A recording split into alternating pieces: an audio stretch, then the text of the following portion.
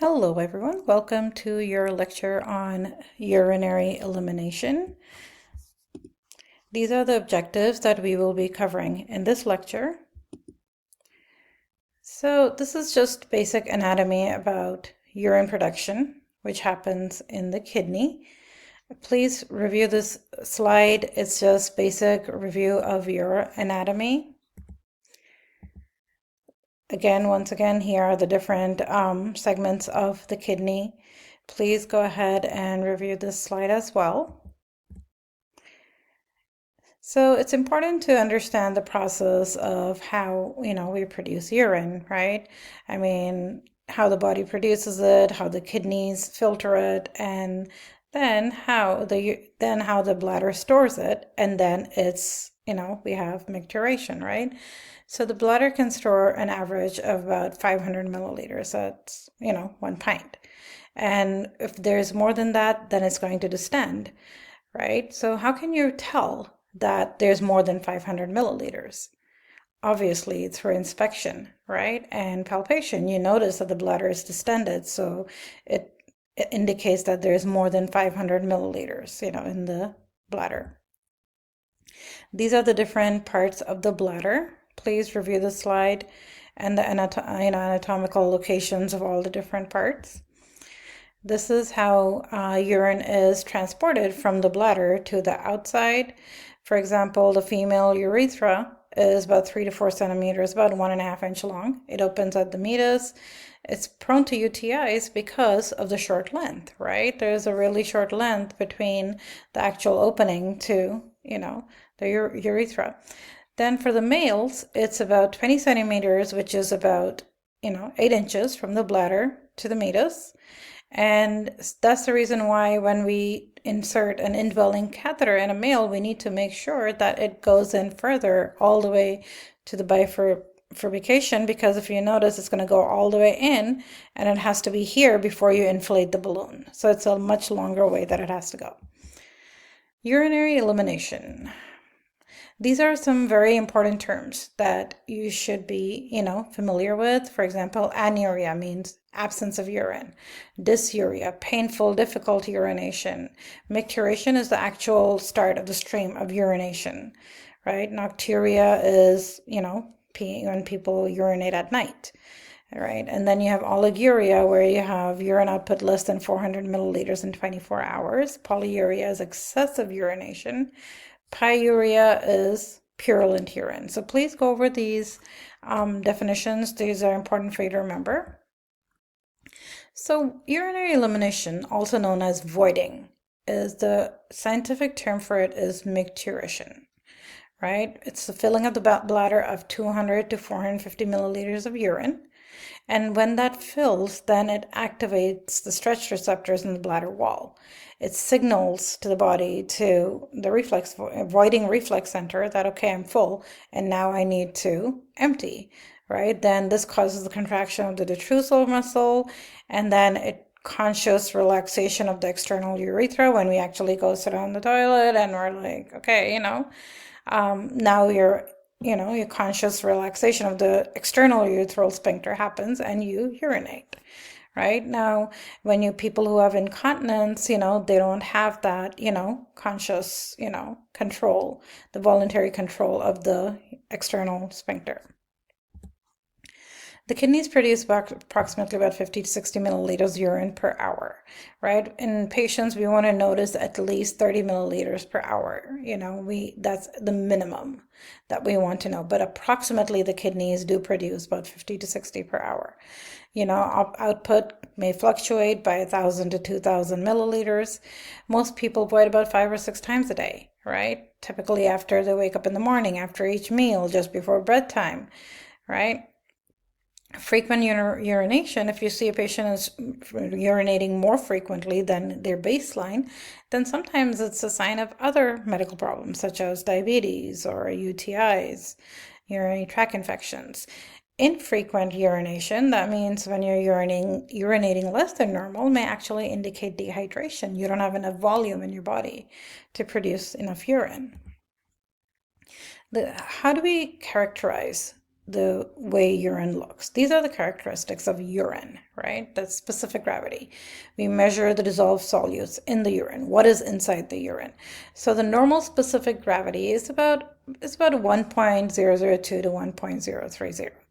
As the fluid becomes more dilute, the specific gravity will become lower, like it will reach like 1 point, right? If it's more concentrated, then it's going to increase, right? And then the urine will also look more dark, it's going to have a higher specific gravity. There are different characteristics, which we're going to go over in the next few slides.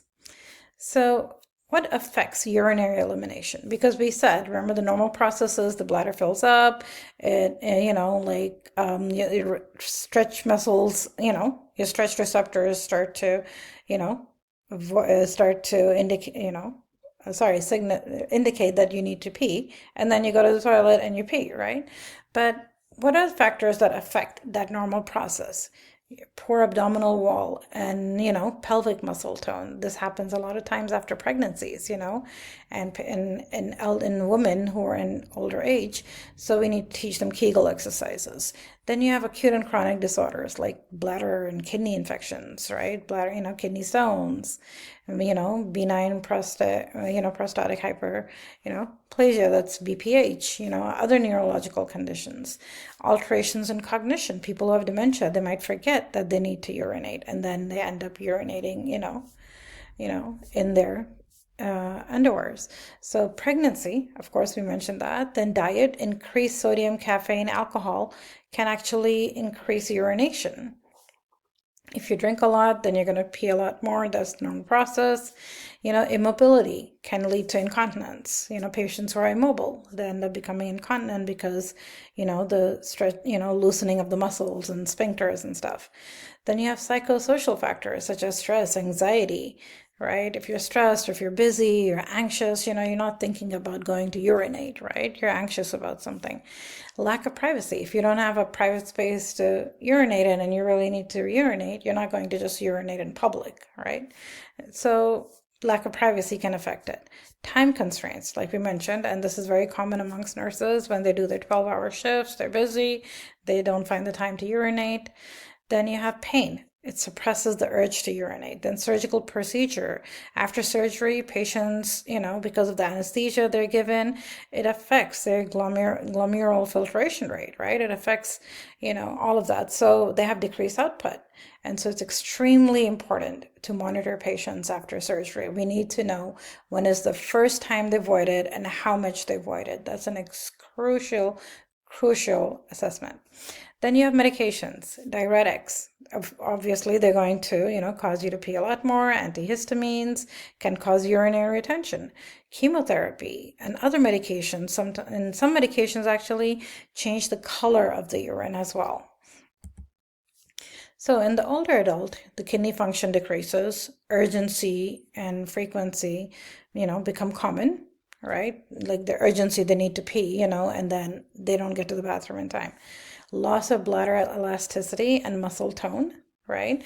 Which leads to nocturia, urinating at night a lot more, and incomplete emptying. So they basically go to the toilet, they urinate, but then not all of it comes out. And so they have urinary retention. So the common urinary alterations that we're going to discuss are urinary retention, incontinence, UTIs, and urinary diversions. What is incontinence? It's basically the inability to completely enter the bladder. It can be an acute thing, just you're sick, so it happens, then it goes away, it's transient, or it can be a chronic thing, especially in the elderly, it becomes a chronic problem. So complications, when you're retaining urine and you're incontinent, and you're not, able to control that, what are the complications that can happen? You can end up getting a UTI, urinary tract infection, bladder and kidney damage. Then obviously you have incontinence. And what can cause urinary incontinence? There are a lot of reasons why a patient can become incontinent. In men, you can see an enlarged prostate. We call it, benign prostatic hypertrophy. So that's basically BPH. Issues with the strictures, right? Sometimes they don't, we can't voluntarily control them. That can happen. That's where the Kegel exercises come in handy to practice, building that control again. Scars from previous pelvic injury, urinary tract obstructions can cause, that as well. Fecal impaction, right, can cause urinary incontinence, inflammation, swelling, underactive bladder, neurological problems, medications. So, but the important thing to remember is that there are different types of urinary incontinence. You have stress, where small amounts of urine, from increased abdominal pressure without bladder muscle contraction, you know, for example, when you're laughing, right? Sneezing or lifting, a little bit comes out. So that's called stress incontinence. Then you have urge incontinence, where you have the inability to stop the urine flow long enough to reach the bathroom. For example, it happens a lot in the elderly. They need to use the bathroom, but they're not able to hold it in till they get to the bladder. And so what happens is that, it leaks. And so that's another form of incontinence, right? Mixed is a combination of urge, incontinence and, stress.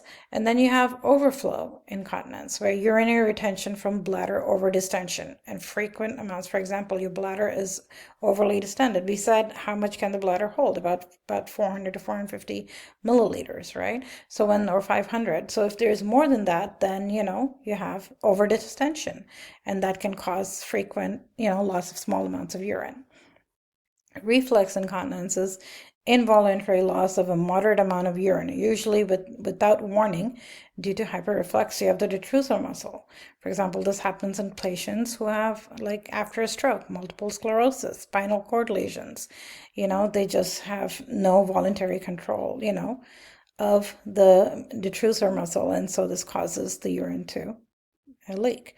Functional incontinence is loss of urine due to factors that interfere with responding to the need to urinate. So this is a cognitive thing, right? For example, they forget to urinate. Mobility, for example, they're immobile, they're bedridden, right? Or they have environmental barriers. So these are that's functional incontinence.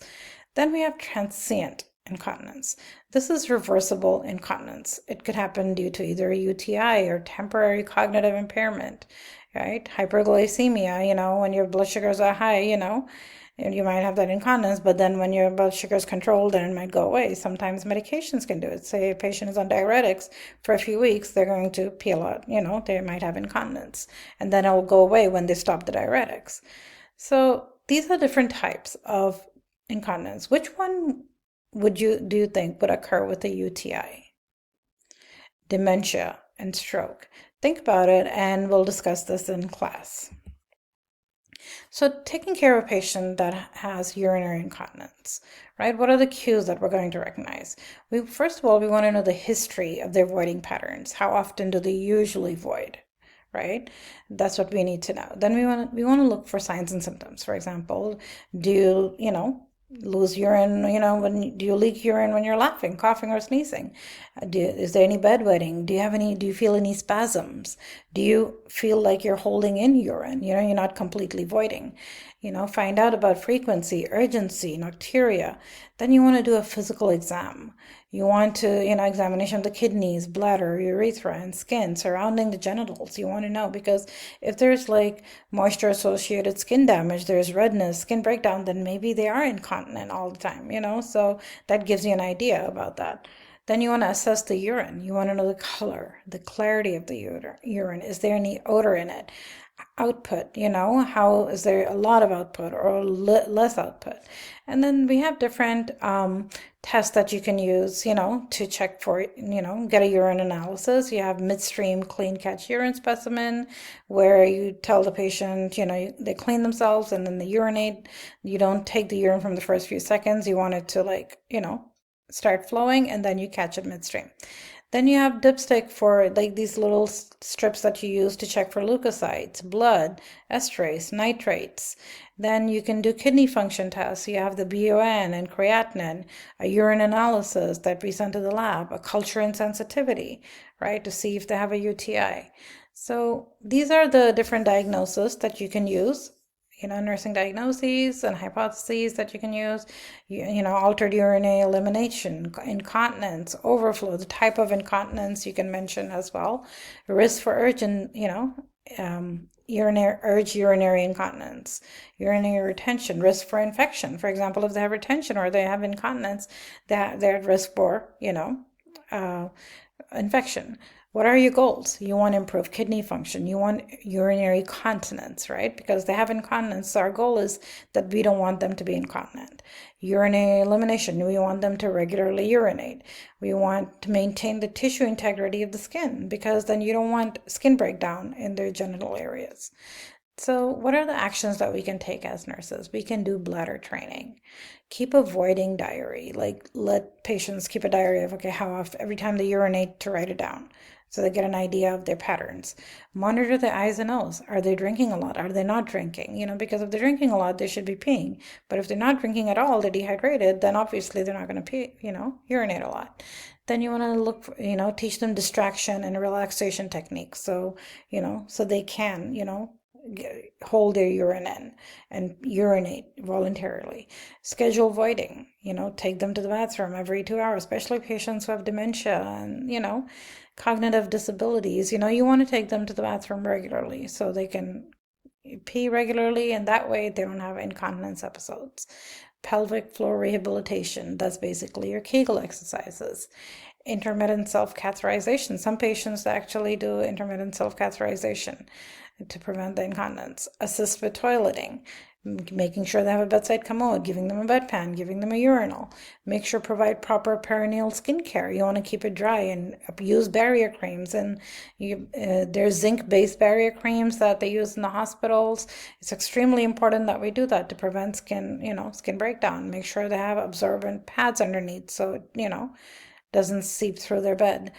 Teach them lifestyle modification, for example, like limit caffeine or alcohol, avoid, constipation, like don't, try to regularly use the bathroom, and because constipation can cause, or fecal impaction can cause urinary incontinence.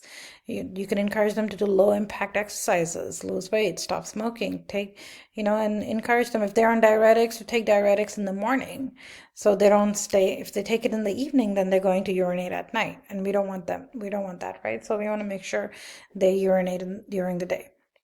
And always, and very important, is monitor for signs and symptoms of infection. And we're going to talk about UTIs in the next few slides. Then how do you evaluate? These are the different ways that you can evaluate how well your care plan is working. So the older adult, we need to remind them more frequently, right? Evaluate the possible causes of new onset of incontinence. Maybe they started some new medications, that's what's causing it. Carefully assess older adults, who are newly started on antimuscarinic medications for mental status changes. This class of medications has a potential to cause cognitive impairments in older adults. Implement interventions to maximize self-care incontinence, teach about Kegel exercises in elderly women or after pregnancy, encourage hydration to decrease nausea, as we said, restrict fluid intake for 2 hours before bedtime. So everybody's different, and we never want to tell people, okay, don't drink fluids, but we do want to tell them to not stop drinking 2 hours before bedtime so they don't end up having incontinence episodes while they're sleeping or rushing to the bathroom at night. So it says voiding patterns. That's also very, very important. So now let's talk a little bit about urinary retention. This is the opposite, right? Incontinence is when it's just flowing. Retention is the inability to completely empty the bladder. It can be acute and chronic, just like incontinence, and is more common in males, and it's very rare in children. What are the complications of urinary retention? We have UTIs again, bladder damage, kidney damage, and retention can actually cause incontinence as well, right? And so what are the risk factors for this? Who's at risk for retention? You have patients, again, with enlarged prostates, with BPH, urethral stricture issues. You don't have voluntary control over your strictures, scars from previous injury, UTIs, fecal impaction, and you have, and then you have inflammation and swelling, cystocele, like cysts in your, bladder and stuff. Then you have underactive bladder, neurological problems, control of the bladder and its sphincters, spinal cord or brain tumor, people who've been like status post-stroke or traumatic brain injury, or multiple sclerosis, diabetes mellitus, pregnancy, vaginal childbirth, Parkinson's disease, Guillain-Barré syndrome, pelvic trauma, age, viral infections. All of these can cause urinary retention. Medications can cause urinary retention, sorry. Even anesthesia, especially anesthesia, like we said, after surgery, patients tend to become, retain urine because, so you need to monitor, okay, did they pee? It's extremely important to monitor right after surgery. Musculoskeletal, weakened bladder muscles, psychological, anxiety, that can cause you to have urinary retention as well. Treatment like medication, surgery, catheterization, bladder irrigations, all of these can cause urinary retention. So this is the care plan for urinary retention, right? For acute retention, you want to check for hesitancy, dribbling, weak urine system, urgent need to urinate, pain, discomfort, bloating in the lower abdomen. You want to check for distension. For chronic retention, you want to check for frequency of it. How many times are they urinating? How trouble beginning a urine streak, right? Weak or uninterrupted stream. Like for example, when they're urinating, are they just continuously urinating, or they stop and then urinate, then stop and urinate, right? To that interrupted, stream. Urgency, but with little stream. For example, they really need to go to the bathroom, and they're running to the bathroom, and then when they get there, they're not peeing. They just feel that urgency to pee, right? Feels, urination urge, even after voiding. After they void, they still feel like they need to go. Mild, constant discomfort in the lower abdomen. So in these cases, it's extremely important for us nurses to check for post-void residual, right? So post-void PVR is when after a patient urinates, then we do a bladder scan to see, okay, did they urinate all of it? Did they empty their bladder, or is there still some in there? Is there some retention? These are the hypotheses urinary, for urinary retention. These are the goals that you would set for your patient, and how you evaluate is down here. And what can we do as nurses? We want, if they're retaining, the doctor might order intermittent urinary catheterization, or patient catheterizes themselves, and we're going to practice this in skills lab, where the patient will use a catheter, and and they'll empty their bladder every 4 hours or so, right? We want to monitor for bladder distension, inspect and palpate, measure post-void residual with the bladder scanner, monitor the eyes and nose, apply a heating pad to the lower abdomen to relax the muscle near the bladder, and maybe that will help them to go, right? Run water or faucet, and those are psychological things that always help, and they actually work pretty well, right? Then you can teach them to maintain a healthy weight, avoid bladder stimulants like coffee, alcohol, acidic foods, nicotine. The crease maneuver, where you put manual pressure over the bladder, with your hands, and try to, urinate. Your pelvic floor muscle exercises, bladder training, double voiding, self-catheterizations.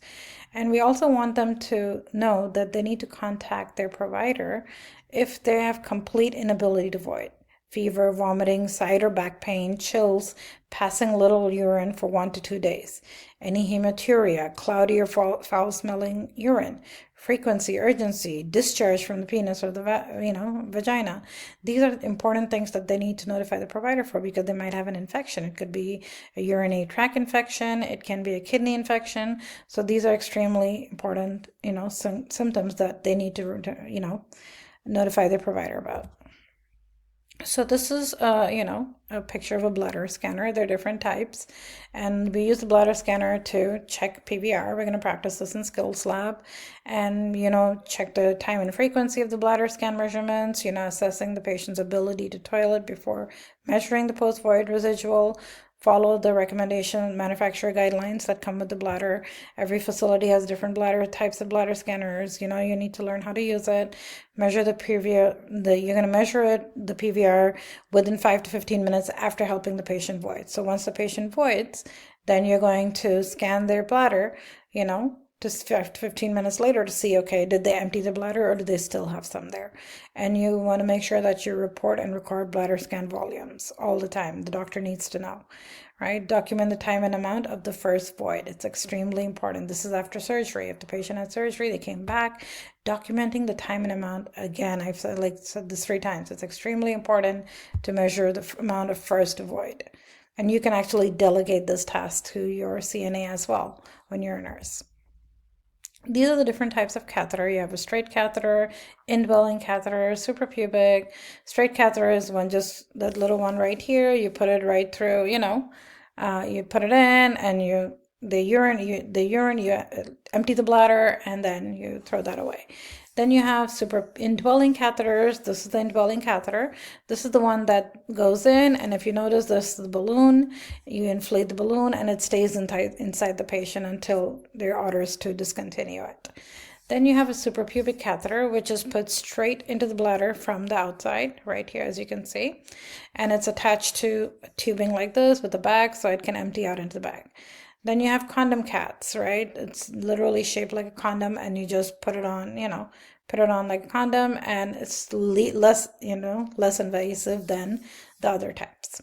These are the different sizes, the sizes that you'll normally see, and the size usually is written right here, as you can see, right there.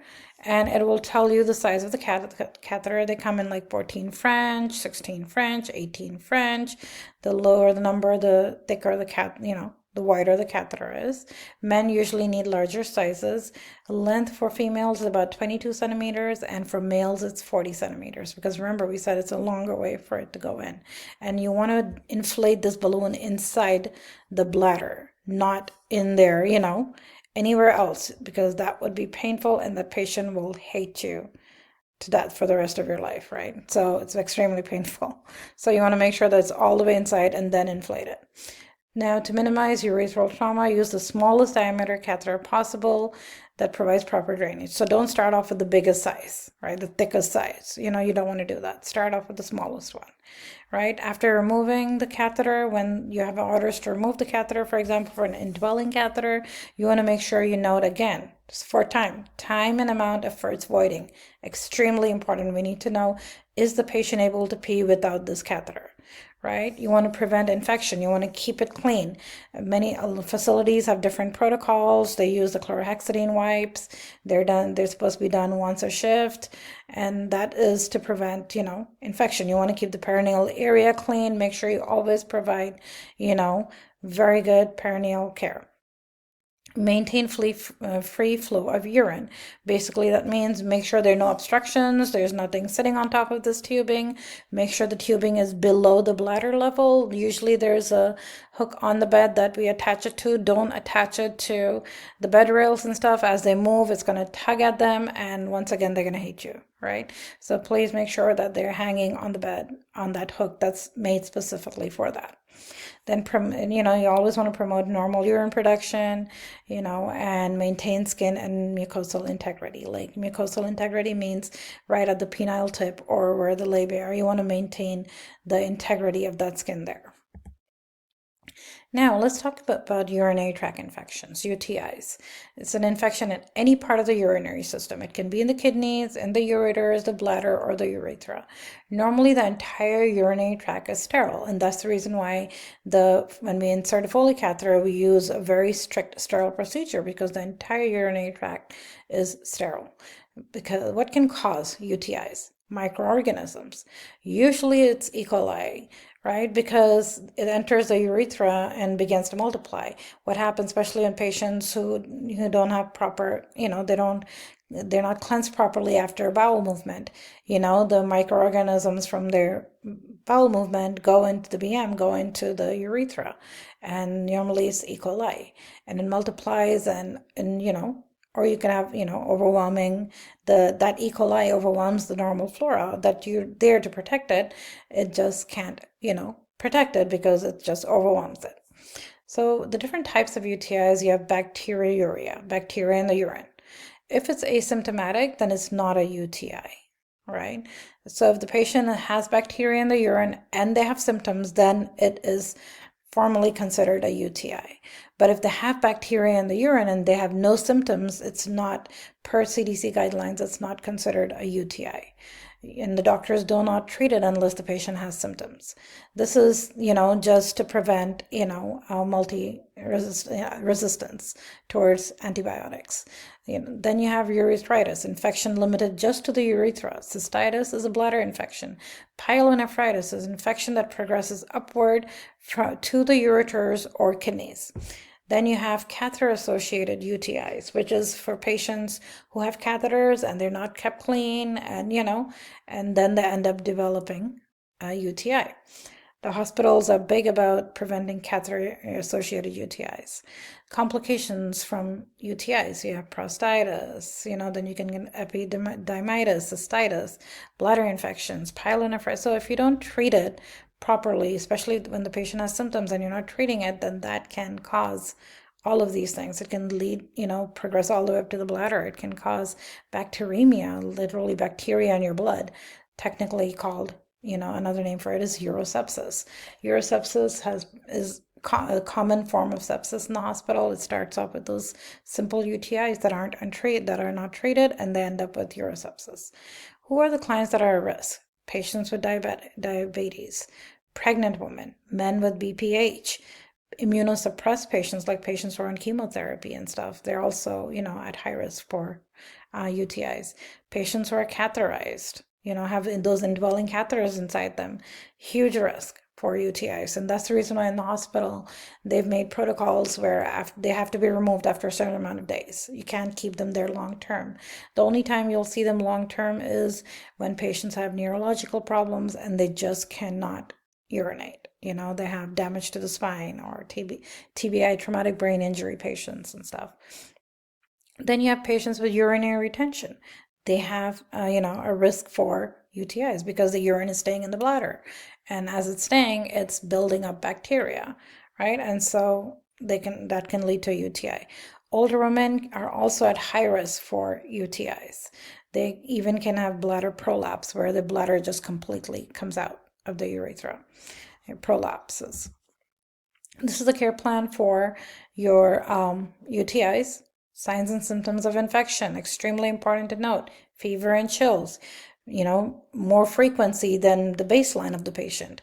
Urgency, burning sensation and pain. Remember we said that was dysuria, burning and pain with urination. Blood in the urine, hematuria. Pain at, the costo vertebral angle. That's your flank pain. That's a sign of UTIs. Elevated white blood cell counts greater than 10,000. In older adults, disorientation and confusion. These are extremely important signs and symptoms that you should absolutely remember for UTIs. Fever, chills, frequency, dysuria, hematuria, flank pain, elevated white blood cell counts, and in older adults, sometimes, yes, you'll see disorientation and confusion in them. And doctors usually suspect, okay, they might be getting a UTI, right? So what are the labs and diagnostics that we use to detect UTIs, to diagnose UTIs? Usually the doctor will order a clean catch midstream urine collection. For urine analysis, UA, and culture and sensitivity, CS, UACS. They might order an IV pyelogram. That's a kidney test. You can check for kidney function, right? And then they sometimes might order a cystogram, determine bladder function, cystoscopy, to note any bladder abnormalities. And they might check, your CBC to check for your white blood cell count. So these are, different nursing diagnoses that you can use for patients with UTI. You have acute pain, risk for complications of pyelonephritis. Your goals are that you want them to resume your normal urinary pattern by a certain date. No pain with urination. You want the urine to be clear, and these are the ways we can evaluate that. So what can we do as a nurse with UTIs? What are the interventions we can take? Administer antibiotics as prescribed. Encourage fluid intake, extremely important. They need to drink 3 liters a day, at least 2 to 3 liters a day they have to take, right, to dilute that urine, to help flush that bladder out. monitor eyes and nose, administer analgesics because they're going to be in pain. And sometimes the doctor might order like antispasmodics that we're going to be covering in Farm Lab, right? Pyridium, it's Pyridium is the brand name, and they order that for patients to, help with bladder spasms because of the UTI. Avoid unnecessary catheterization, right? Don't just catheterize the patient. See if they can, urinate on their own voluntarily.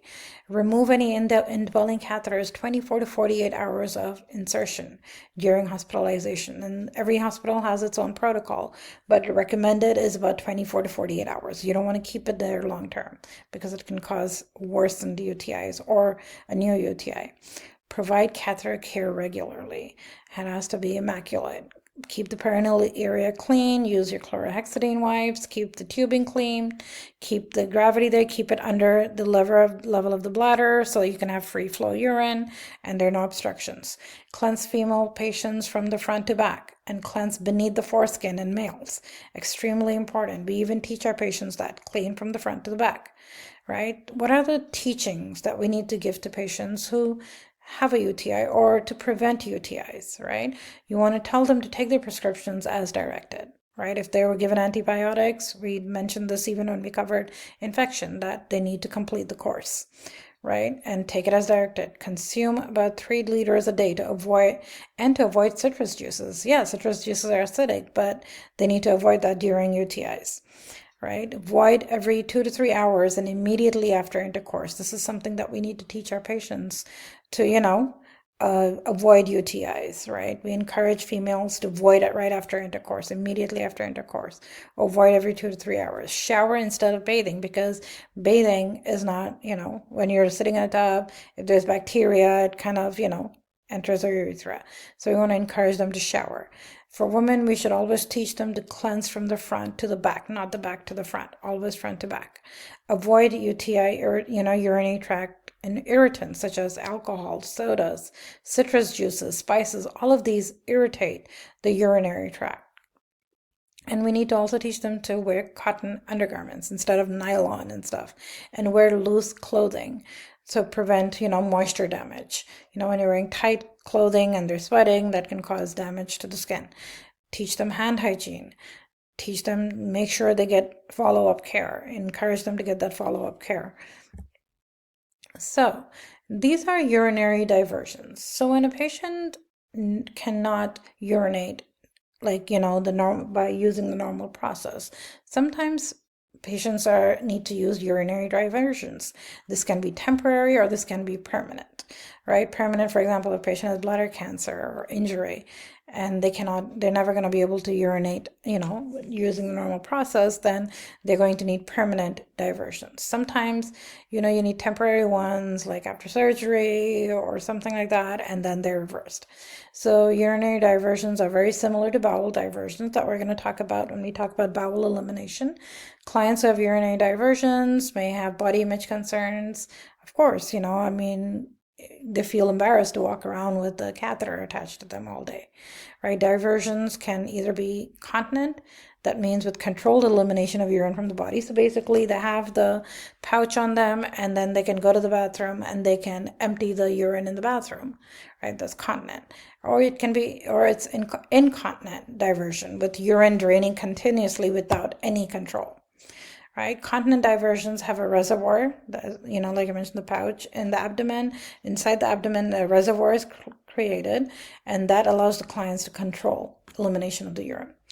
There are different types. You have the ureterostomy. That's your ileal conduit, we call it. It's basically one or both of the ureters are attached via a stoma to the surface of the abdominal wall. So it's going straight from your ureters to the abdominal wall. You can have a nephrostomy. That's the tube that is attached directly into the kidney. So that's from the renal pelvis via stoma on the surface of the abdominal wall again, right? Sometimes you'll see them in the back. They have nephrostomies, right? They have two tubes, one going from each kidney. Then we also have the cockpotch, which we call the continent ileal bladder conduit, right? Like we mentioned, the continent version of it. There's a reservoir that's formed inside the abdomen and then formed, from the ileum inside the abdomen, and then they can just go to the toilet and they can empty it into the toilet, and actually most patients prefer the continent ones. Then you have the neobladder. A new bladder is created using the ileum that attaches to the ureters and urethra. So these are different types of diversions. Here are some pictures. This is your ileal conduit. That's the both ureters attached together, and then there's the stoma outside the body. Then you have a continent ileal conduit. That's the little pouch, the reservoir inside, and then the stoma is connected to that pouch, and so they can empty it, to go to the toilet and empty it. Then you have the nephrostomy. You'll normally it's in the back. You'll see it attached to the kidneys. So you can see the tubing is put directly into the kidney, and then the urine is emptied here. So now the urine should not be leaking down to the ureters into the bladder. It's going to come out in the bag over here, in the nephrostomy bag. Then you have the neobladder, where a new bladder basically is created, because they had bladder cancer and they, or injury, and they don't have a bladder, so they create a new bladder. So labs and diagnostics, let's quickly go over these. You have the fresh void leaf specimen, clean catch, sterile specimen, 24-hour urine, clean catch specimen. Midstream is when the patient, normally in primary care, the doctor will give them a cup like this and tell them, okay, go to the bathroom and just pee inside the cup, right? That's a freshly voided specimen or clean cat specimen. Sterile specimen is when we actually catheterize the patient to get a sterile specimen. Sometimes you have the 24-hour urine collection. Basically, we collect the patient's urine for 24 hours, or the patient will collect it for 24 hours. It's kept on ice to make sure the bacteria isn't growing on it, and then that 24-hour urine collection is sent to the physician. So the different studies we do are urine analysis in the little cup. It's sent to the lab. They do the urine analysis. Dipstick testing, as you can see the strip over here, they dip it inside there and they check for nitrates, blood, things like that. Then you can check for specific gravity. The different blood tests that we can do to check for kidney function is BUN and creatinine. And then we want to check the CBC, which includes your white blood cell count, to see if the patient has any infection. If it's greater than 10,000 count for the white blood cells, then it could indicate an infection. Now, urine characteristics.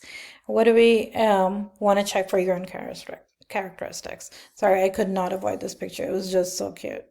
Okay, so we want to check the color. Freshly voided specimen is usually pale yellow, straw colored, amber colored. These are the terms we use for, urine, normal urine, depending on its concentration. If the urine is concentrated, for example, when you wake up in the morning after hours of not peeing, usually your urine is more concentrated, so it might look darker. During the day, as you're drinking more water, hydrating, it'll look lighter. Or odor. Normal urine smell is aromatic. Doesn't mean that it smells like, like a perfume, but it's not going to have, a very foul odor. It shouldn't have a foul odor. Ammonia, it'll smell like ammonia if there's any bacterial action going on in the urine. For example, stagnated urine, if it stays there for a little bit, then it can have this ammonia odor, and it can indicate bacteria. High in glucose content would have a sweet odor, right? Heavily infected would have a fetid odor, very foul, fetid odor. Okay, turbidity. Fresh urine should be clear and translucent, right? As it stands, it might get cloudy. That's only if it stands, right? Then it might get cloudy because, you have bacteria building up and stuff, right? But if fresh urine, as the patient voids it, is cloudy, then that can be a presence of red blood cells or white blood cells, bacteria, vaginal discharge, sperm fluid. It can be prostatic fluid. So that's concerning when you see that their fresh urine that just came out is cloudy. That's very concerning, and that needs to be reported. Then the pH of the urine. Remember, we said the body has to maintain a certain pH for things to function in the body, right? To maintain homeostasis. So the pH of the, urine is usually between 4.6 to 8. As it stands, it becomes more alkaline, right? So diets and high in protein meats, people who eat a lot of meat and like run keto diets and stuff, they might have like acidic urine, right? And then diets that are high in dairy products, citrus foods, vegetables, legumes would have a more alkaline urine. Specific gravity, the normal range is about 1.015 to 1.025. You'll see different ranges, but this is about an approximate right here. You might see the 1.030 as well, right? So high dehydration, if it's very high, if it's greater than that 1.030, 1.025, then it is, it could indicate dehydration. The urine is concentrated. There's not enough dilution. It might be dehydrated. If it's low, then means that they're overhydrated. The urine is very, overly diluted. So what are the normal constituents of urine? What do you normally find? You find urea, uric acid, creatinine, heparin. All of these are the different things that, you might normally see in urine. Traces of iron, phosphorus, sulfur, potassium, and calcium, right? What is abnormal? Like blood, pus, which is purulent, in nature, and then albumin, glucose, ketone body, casts, like crystallization and stuff, gross bacteria and bile. These you should not see in urine. This is abnormal, completely abnormal. So protein normally, is not present in the urine. Glucose is not present in the urine. Basically, if you see glucosuria, that means glucose in the urine, then that shows that the diabetes is uncontrolled, right? Ketones, normally not present in urine. That actually indicates uncontrolled type 1 diabetes. They should not have ketonuria, right? RBCs indicate damage to the glomeruli or tubules of, your kidney. White blood cell counts can indicate inflammation or infection. Bacteria is normally not present in the urine and will indicate infection. Casts are basically hyaline, white blood cell counts, RBCs, granular cells, epithelial cells. These can indicate, if you have casts in the urine, then that can indicate renal disease. Crystals, normally not present in the urine. These indicate a risk of renal calculi, kidney stones, seen in patients with high uric acid levels. For example, patients with gout. You might see crystals in the urine, and that can indicate, renal calculi. This is just a picture. It kind of gives you a brief overview of, a urine analysis. Please review this. So the different diagnostics that we do with the kidney and the urine also include bedside sonography, basically with the bladder scanner, right? You check a bladder scanner. We talked about this earlier. That's one of the diagnostics. Another one is the kidney ureter's bladder. That's basically, it's called a KUB. It's an X-ray to determine the size, shape, and position of the structures of the kidney, ureter, and bladders. Make sure everything looks okay in shape, and working. The IV pyelogram, it's an injection, a contrast media of iodine, and it's injected in the patient to, and then the renal, and then they scan to check how it flows through the renal pelvis, the ureter, bladder, and urethra. The contrast actually helps to see it on the screen, because it's colored, so you see the whole movement of it going from the renal pelvis to ureters, the bladder, to the urethra, to make sure the normal flow is there, right? Now, this is extremely important things that we need to do with this, with the IV pyelogram, we call it IVP, right? Is before the procedure, obtain informed consent. If the patient doesn't understand something, who's responsible for teaching the patient? The doctor, right? Not you.